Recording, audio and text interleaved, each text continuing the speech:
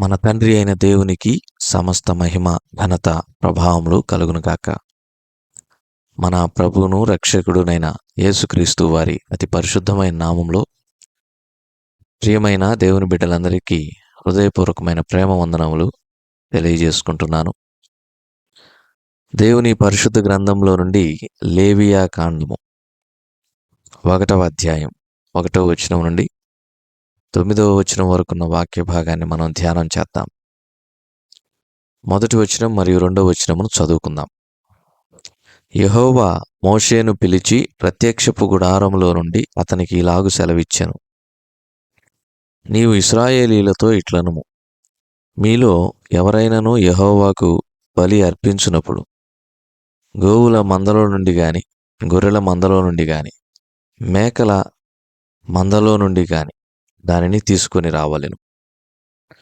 దేవుడు ఈ కొద్ది మాటలను మన కొరకు దీవించునుగాక.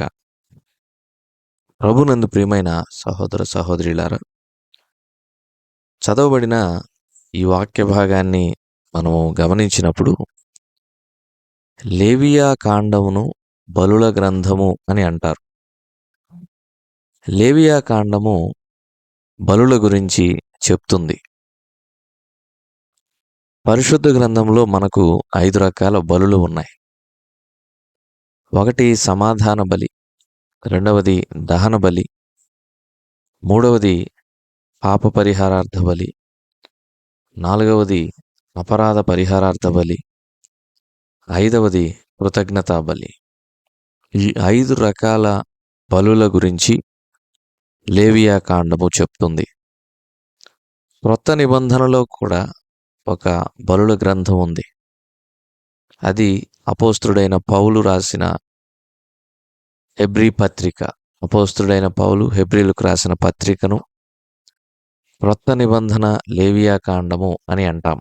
ఎందుకంటే ఆ గ్రంథం కూడా బలులను గురించి చెబుతుంది. అయితే పాత నిబంధనలోని లేవియా కాండము కోడెలు, గొర్రెలు, మేకలు, పక్షులు బలులుగా అర్పించబడాల్సిన విధానమును గురించి చెబితే, క్రొత్త నిబంధన లేవియా కాండము అపోస్తుడైన పౌలు హెబ్రీలకు రాసిన పత్రిక పాత నిబంధనలోని బలుల ప్రత్యక్షత మరియు బలుల సార్థకత ప్రభువైన యేసుక్రీస్తు వారి ద్వారా నెరవేరినట్లుగా మనము చూస్తాం. కాబట్టి క్రొత్త నిబంధన లేవియా కాండముగా అపోస్తుడైన పౌలు హెబ్రీలకు రాసిన పత్రికను అంటాము. ఈ లేవియా కాండములో ఉన్న 5 రకాల బలులను గురించి లేవియా కాండమును మనం ధ్యానం చేసేటప్పుడు తెలుసుకుందాం. ఈ రోజున మొదటి అధ్యాయంలో దహన బలిని గురించి మనం చూస్తాం. దహన బలి ఒకవేళ గోవులలోనిదైతే అది ఎలా అర్పించాలి? గోవులు అనగా ఆవులు అన్నమాట. ఆ తర్వాత రెండవది దహన బలి ఒకవేళ గొర్రెల ద్వారా కానీ, మేకల ద్వారా కానీ అర్పిస్తే అది ఎలా అర్పించాలి? దాన్ని మనం 10వ వచనం నుండి 13వ వచనం వరకున్న వాక్య భాగంలో చూస్తాం. ఒకవేళ దహన బలి పక్షి జాతిలో నుండి అర్పిస్తే దాన్ని ఎలా అర్పించాలి? ఈ విధానాన్ని 14 నుంచి 15 వచనం వరకున్న వాక్య భాగంలో మనం చూడగలం. ఇలాగున మొదటి అధ్యాయం లేవియా కాండంలో దహన బలి గురించి చెబుతూ ఉండగా ఆ దహన బలిని ఎలా అర్పిస్తామో చూద్దాం. మొదటిగా ఆవులలో నుండి మనము దహన బలిని ఎలా అర్పిస్తాం? ఒక ఆవును తీసుకొని దహన బలిగా దాన్ని ఎలా అర్పిస్తామనే విషయాన్ని చూద్దాం. మొదటిగా ఆ ఆవు ప్రత్యక్ష గుడారము యొక్క ద్వారమునొద్దకు తీసుకొని రావాలి. దాని మీద యాజకుడు చేతులుంచి దానిని వధిస్తాడు. వధించిన తర్వాత ప్రత్యక్ష గుడారం యొక్క ఆవరణములో ఉన్న ఇత్తడి బలిపీఠము మీద కట్టెలను చక్కగా పేర్చి ఆవు యొక్క అవయవాలు, ఆంత్రములు, తలభాగం ఇవన్నీ చర్మము ఊడదీసి విడివిడిగా చేసి దాని తర్వాత ఇత్తడి బలిపీఠము మీద అగ్ని రాజబెట్టి కట్టెలను చక్కగా పేర్చిన తర్వాత వీటన్నిటిని అంటే బలి పశువు యొక్క అవయవాలన్నీ చక్కగా అమర్చిన తర్వాత ఒక పని చెయ్యాలి. అదేంటంటే దహన బలిపీఠము వధించబడిన పశువు యొక్క రక్తముతో ప్రోక్షించబడాలి. ఆ తర్వాత బలిపీఠం మీద బలి పశువును బలిగా అర్పించాలి. ప్రభునందు ప్రియమైన వారలారా, ఈ దహన బలిని అర్పించేటప్పుడు వాటి యొక్క కాళ్ళు అంటే దహన బలి పశువు యొక్క కాళ్ళు, అంత్రములు చక్కగా కడగాలి, శుభ్రంగా కడగాలి. అవి కడగబడకుండా బలిగా అర్పించబడకూడదు. మనం కూడా ప్రభువైన యేసుక్రీస్తు వారిని రక్షకునిగా అంగీకరించే అనుభవం, బాప్తిస్మ అనుభవం ఏదైతే ఉందో, ఆ అనుభవంలో మన పాపములను ప్రభువైన యేసుక్రీస్తు వారి యొక్క రక్తములో కడుక్కుంటున్నాం, శుద్ధి చేసుకుంటున్నాం. శుద్ధి చేసుకోకుండా, సరి చేసుకోకుండా దేవుని మందిరమునకొచ్చి దేవునికి మనం బలిని అర్పించకూడదు. మనము అపవిత్రత కలిగి బలిని అర్పిస్తే దేవుని చేత మొత్తబడతాం. ప్రసంగి 5:1 మనం చదివితే, నీవు దేవుని మందిరమునకు పోవునప్పుడు నీ ప్రవర్తనను జాగ్రత్తగా చూసుకొనుము అన్నాడు. దేవుని ఆలయానికి వెళ్ళేటప్పుడు మన ప్రవర్తన జాగ్రత్తగా చూసుకోవాలి. మనల్ని మనం శుభ్రపరుచుకోవాలి. వాక్యపు వెలుగులో మనల్ని మనం శుద్ధి చేసుకోవాలి. కాబట్టి ప్రభునందు ప్రియమైన సహోదరుడా, సహోదరి, ఈ దహన బలిగా అర్పించేటటువంటి ఆవు యొక్క కాళ్ళు, ఆంత్రములు నీటి చేత కడగబడతాయి. మరి చక్కగా పేర్చబడినటువంటి కట్టెల మీద, రక్తము చేత ప్రోక్షించబడిన ఆ ఇత్తడి బలిపీఠం మీద ఈ బలి పశువు యొక్క అవయవాలు చక్కగా పేర్చి, నిప్పంటిచ్చి దానిని దేవునికి దహన బలిగా అర్పిస్తాడు యాజకుడు. అసలు ఈ బలిని అర్పించాల్సిన అవసరం ఏంటి? ఇది మొదట మనం గ్రహించాలి, తెలుసుకోవాలి. ఎందుకని మొదట మనం బలిని అర్పించాలి? అసలు బలిని అర్పించాల్సిన అవసరం ఏంటి? ప్రభునందు ప్రియమైన సహోదర సహోదరులారా, ఒక వ్యక్తి దేవుని ఆజ్ఞను అతిక్రమించి పాపం చేశాడు అనుకుందాం. దేవుని ఆజ్ఞను అతిక్రమించి పాపము చేసిన వ్యక్తికి మరణశిక్ష నిశ్చయముగా విధించబడాలి. మరి మానవ స్వభావమే పాపం చేసే స్వభావం. ఆది ఆదాము హవ్వలు ఏదెను తోటలో ఉన్నప్పుడు సాతానుడి యొక్క మాటలకు వారు ప్రేరేపించబడి పాపములో పడిపోయారు. ఇక ఆ తర్వాత నుంచి మనం చూస్తే 3వ అధ్యాయంలో పాపం ప్రవేశించింది. 4వ అధ్యాయంలో మొట్టమొదటి నరహత్య భూమి మీద నమోదు చేయబడింది. ఒక అన్న తమ్ముణ్ణి చంపాడు.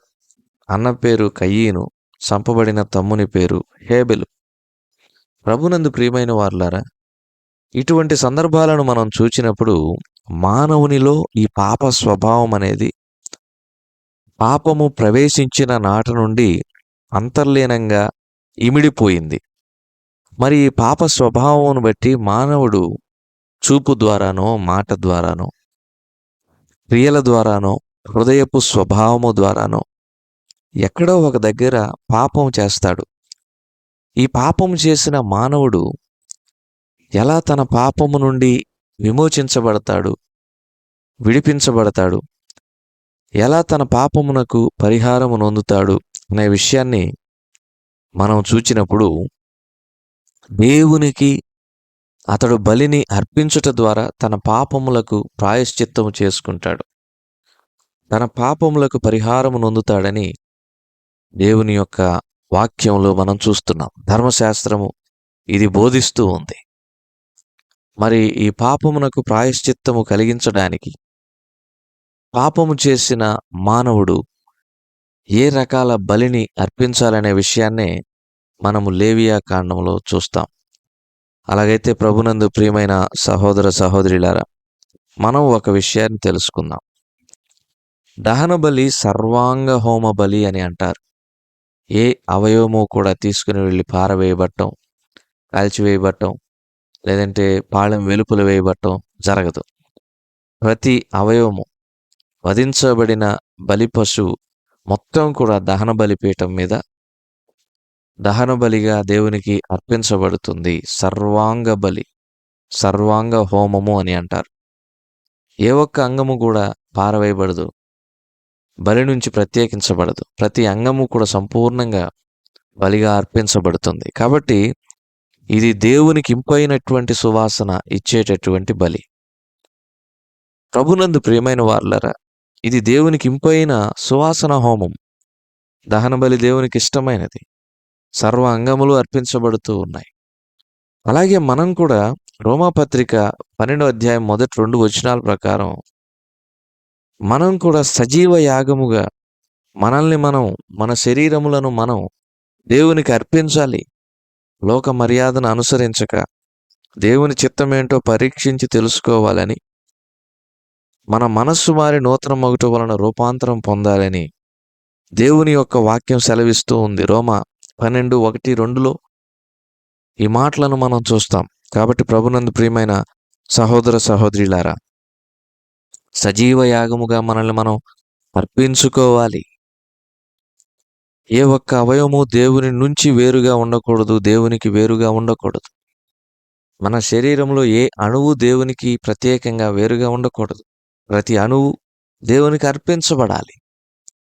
కాబట్టి ఈ దహన బలి దేవునికి ఇష్టమైన బలి అని ఎందుకు అంటున్నామంటే, ప్రతి అవయవము కూడా దేవునికి మరి అర్పించబడుతూ ఉంది. కాబట్టి ఈ రోజున మనము దేవునికి ఎలా సమర్పించుకుంటున్నాం ఒకసారి ఆలోచన చేద్దాం. రోమాపత్రిక 12:1-2 ప్రకారం మీ మనస్సు మారి నూతన మగుట వలన రూపాంతరము పొందుడి అనే మాటను చూస్తున్నాం.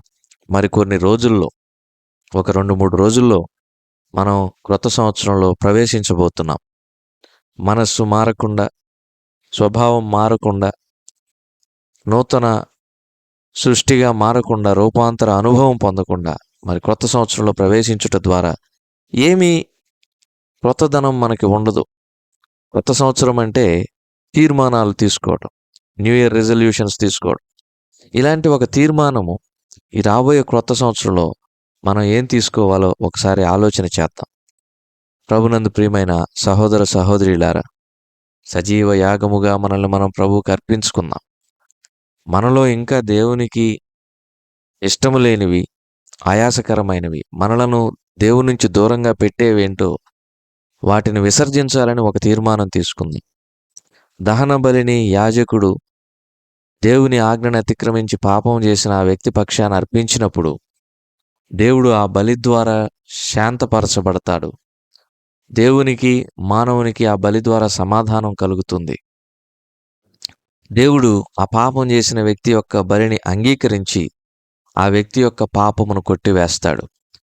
మరి క్రొత్త సంవత్సరంలో సజీవ యాగముగా నిన్ను నీవు అర్పించుకొని దేవునికి ఇంపైనటువంటి సువాసన హోమముగా ఉన్నట్లయితే దేవుడు సర్వ అతిక్రమములను పరిహరించి నిన్ను తన బిడ్డగా స్వీకరిస్తాడు.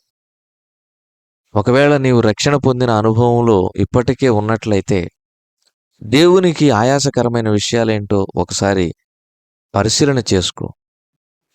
ఒక పట్టీలో రాసుకొని, ఒక లిస్ట్ అవుట్ చేసి, అందులో ఏవి దేవునికి ఇష్టము లేనివి ఉన్నాయో వాటిని విసర్జించడానికి ఈ క్రొత్త సంవత్సరంలో ఒక తీర్మానం తీసుకో.